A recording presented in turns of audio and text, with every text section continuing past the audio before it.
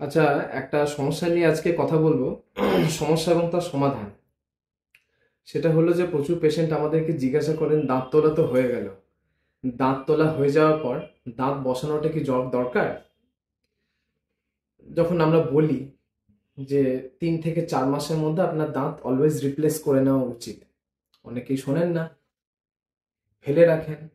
এবার দাঁত না থাকলে ইমিডিয়েটলি তো কোনো সমস্যা হয় না, হয়তো হালকা ফুলকা একটু খেতে সমস্যা হয়, but over the period of time সেগুলো অনেকে মানিয়ে নেন। কিন্তু এই মানাতে মানাতে বছরের পর বছর কেটে যায়, মানুষ দাঁত বসান না।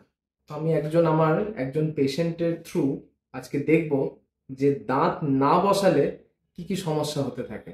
তো ক্যামেরাকে বলবো একটু এসে খুব ক্লোজলি ম্যাটারটা দেখাতে। এই জায়গাটা দেখুন, এখানে আগে দাঁত তোলা হয়েছিল, আর নিচে এই যে জোনটা, একটু বড় করে মুখ খুলুন, উপর থেকে দেখাও, উপর থেকে। হ্যাঁ। হ্যাঁ, এখানেও দাঁত তোলা হয়েছিল এই জোনটাতে। কিন্তু অনেক বছর ধরে এখানে দাঁত না বসানোর ফলে এই যে পিছনের দাঁতটি আছে, মানে 6 নম্বর দাঁত উনি বসাননি, সেই কারণে 7 নম্বর দাঁত, যেটা এই দাঁতটা, বড় করে মুখটা খুলুন। হ্যাঁ, এই যে 7 নম্বর দাঁত, সেইটা কিন্তু 6 নম্বরের জায়গায় অনেকটা সরে এসছে। এই ধরনের প্রবলেমকে আমরা বলি প্যাথোলজিক্যাল মাইগ্রেশন।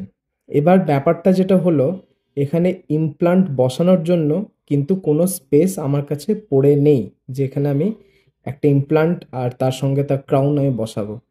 এক্ষেত্রে আমাকে ট্রিট করতে হলে এখানেও একটা রুট ক্যানাল করতে হবে, এখানেও একটা রুট ক্যানাল করতে হবে। রুট ক্যানাল করে এই 3টে দাঁতের নিয়ে একটা ব্রিজ বানিয়ে তবেই রিপ্লেসমেন্ট পসিবল। আর উপরের জোনটা যদি দেখায়, সেখানেও একই ম্যাটার হয়েছে, এখানে তাও কিছুটা স্পেস আছে। এবার এখানে দাঁত না থাকার জন্য এই 6 নম্বর দাঁতটি সামনের দিকে চলে এসছে। তার ফলে কি হয়েছে, এখানে দেখুন কত বড় গ্যাপ তৈরি হয়ে গেছে। এখানে গ্যাপ তৈরি হয়ে গেছে, দেখছেন আমার এখানে এই প্রোবটা কত আরামসে ঢুকে যাচ্ছে, ওনার ব্যথাও হচ্ছে না, কারণ এখানে খাবার ঢোকে। তাহলে এই দাঁতটা সামনে চলে আসার ফলে এখানে একটা গ্যাপ তৈরি হয়ে গেল। আশা করি এটা খুব ক্লিয়ারলি বোঝা যাচ্ছে। আরেকবার ওনাকে একটু বলবো মুখটা বন্ধ করতে, মুখটা বন্ধ করুন। এই দেখুন, নিচে দাঁত না থাকার জন্য ওপরের দাঁতটা নিচের দিকে দেখুন কিরকম শিফট করে গেছে। এটাকে আমরা বলি ইংলিশে সুপ্রা ইরাপশন। এখানে স্পেস কিন্তু একদম ক্লোজ হয়ে গেছে। আর নিচের এই দাঁতটা দেখুন ওপরের দাঁতের জায়গায় কিরকম ঢুকে গেছে, এগুলোকে বলা হয় সুপার ইরাপশন। সেই কারণে আমরা দাঁত তোলা কয়েক মাসের মধ্যেই পেশেন্টদেরকে বলি অলওয়েজ রিপ্লেস করিয়ে নিতে, না হলে এই ধরনের সমস্যা আছে। আচ্ছা, এই দাঁতগুলো যখন এখানে সরে এসছে, দেখুন এখানে কত বড় গ্যাপ তৈরি হয়ে গেছে। ঠোঁট হালকা রাখবেন, ঠোঁট হালকা। এখানে দেখুন স্পেস হয়ে গেছে, তাহলে এই দাঁত দুটো এইদিকে সরে এসছে, পিছনের দিকে সরে এসছে, তার ফলে এখানে একটা গ্যাপ হয়ে গেছে, এখানে একটা গ্যাপ হয়ে গেছে। তো পেশেন্টের দাঁত বসানো যাচ্ছে না, এটা গেল প্রথম প্রবলেম। সেকেন্ড প্রবলেম, বহুদিন যাবত আপনার যদি একটা সাইডে দাঁত না থাকে, আপনি বাধ্য হবেন আরেকটা সাইড দিয়ে খাবার খেতে, কারণ আপনাকে তো রোজ সেই একই খাবার খেয়ে থাকতে হবে। দাঁত কম আছে বলে তো আপনি খাবার কম খাবেন না। তাহলে এক সাইড দিয়ে আপনি খেতে পারছেন না, কারণ হয় উপরের দাঁত আছে তো নিচের দাঁত নেই, তো নিচের দাঁত আছে তো উপরের দাঁত নেই, সেই কারণে এই সাইডটা দিয়ে উনি খেতে পারছেন না, ওনাকে বাধ্য হয়ে বাঁ দিক দিয়ে খেতে হচ্ছে। এবার বছরের পর বছর যদি বাঁ দিক দিয়ে খেতে থাকে, আর সেটা যদি বাঁ দিকে দাঁত না থাকে, উনি যদি ডান দিক দিয়ে খেতে থাকেন, তাহলে কি হবে, একটা সাইডের চোয়ালের ওপর বেশি মাত্রায় প্রেসার আসবে, তার ফলে চোয়ালের প্রবলেম শুরু হয়। আমাদের এই ওপরের চোয়াল এবং নিচের চোয়াল, এই দুটো মাঝখানে একটা জয়েন্ট থাকে, এই জয়েন্টের নাম হলো টেম্পোরোম্যান্ডিবুলার জয়েন্ট। এই জয়েন্ট কিন্তু খুব কমপ্লেক্স জয়েন্ট, এবং এই জয়েন্ট স্টেবল হয় আমাদের এই দাঁতের যদি লেভেল ঠিক থাকে তবেই। দীর্ঘদিন যদি দাঁত না থাকে আর আপনার যদি খাওয়ার হ্যাবিট এক সাইড দিয়ে হয়, আপনি তো খাবার খেয়ে নিচ্ছেন, বাট একটা সাইডের চোয়ালের কিন্তু মাসল বেশি স্টিফ হবে, একটা সাইডের মাসল কম স্টিফ হয়ে যাবে কিংবা লুজ হয়ে যাবে, কারণ এই দিকটা অকেজো, এই দিকটা বেশি কাজ করছে প্রয়োজনের তুলনায়। এটা আনস্টেবল করে দেয়।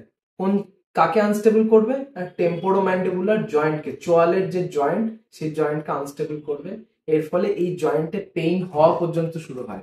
আবার এই জয়েন্টের পেইন অনেক সময় এই জয়েন্টে ফিল না হয়ে শোল্ডারে ফিল হতে পারে কিংবা ঘাড়ে ফিল হতে পারে।